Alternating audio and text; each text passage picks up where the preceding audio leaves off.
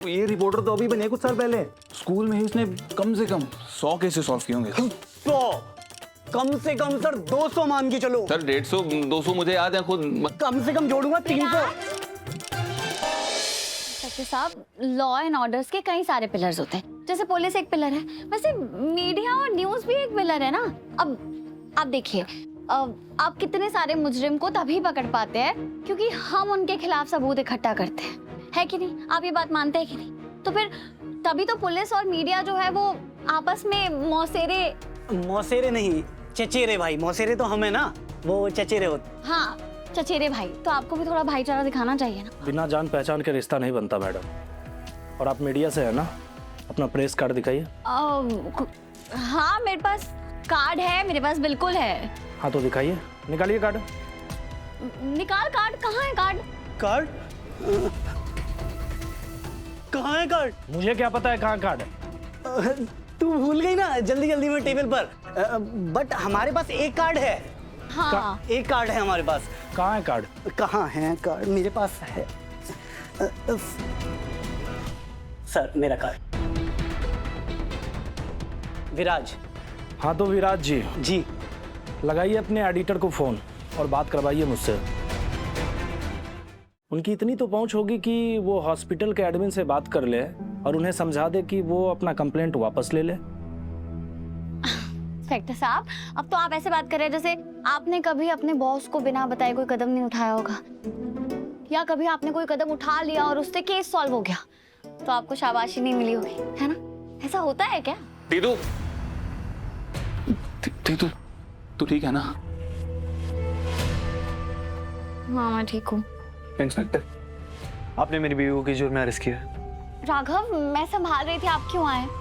बोलिए इंस्पेक्टर। आपकी वाइफ और उनके साथी बिना परमिशन के हॉस्पिटल के रिस्ट्रिक्टेड रिकॉर्ड रूम में पकड़े गए हैं और मेडिकल डाटा चुराना एक क्रिमिनल ऑफेंस है। लेकिन आपकी वाइफ कह रही है कि ये वहाँ न्यूज स्टोरी कवर करने आई थी। हाँ, मेरे पति जानते हैं कि मैं आए दिन स्टिंग ऑपरेशन करती रहती हूँ। अब कितने स्टिंग ऑपरेशन किए मैंने? राघव बताइए। नहीं बताइए। हाँ इंस्पेक्टर, इन्होंने बड़े बड़े स्टिंग ऑपरेशन किए हैं।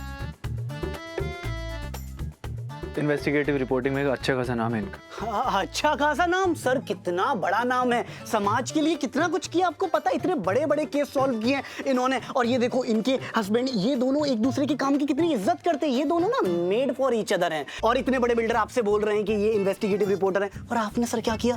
इनको इन्वेस्टिगेशन के टाइम रोक दिया। वेरी बैड सर, ये गलत चीज है ना? हाँ हाँ हाँ हाँ हाँ सर, बिल्कुल। मैं आपको बता रहा हूँ, दीदू ने स्कूल में ही कितने सारे स्टिंग ऑपरेशंस किए हैं। इनफैक्ट स्कूल में कोई चोरी होती थी या प्रिंसिपल ऑफिस के बाहर कोई चीज चुरा लेता था, तोड़फोड़ होती थी, तो सबसे पहले दीदू के पास जाते थे, वही सॉल्व करती थी। अरे सर, मैं बता रहा हूँ आपको, ये रिपोर्टर तो अभी बने कुछ साल पहले। स्कूल में ही इसने कम से कम 100 केसेस सॉल्व किए होंगे। 100 कम से कम सर 200 मान के चलो सर 150 200 मुझे याद है खुद। कम से कम जोड़ूंगा 300। बस बहुत हो गया। पता लग गया ना आपको कितनी बड़ी इन्वेस्टिगेटिव मैं रिपोर्टर? बता रहा हूँ, देखो, कमिश्नर, सीएम, बिजनेसमैन सब तारीफ करते हैं दीदू की सर।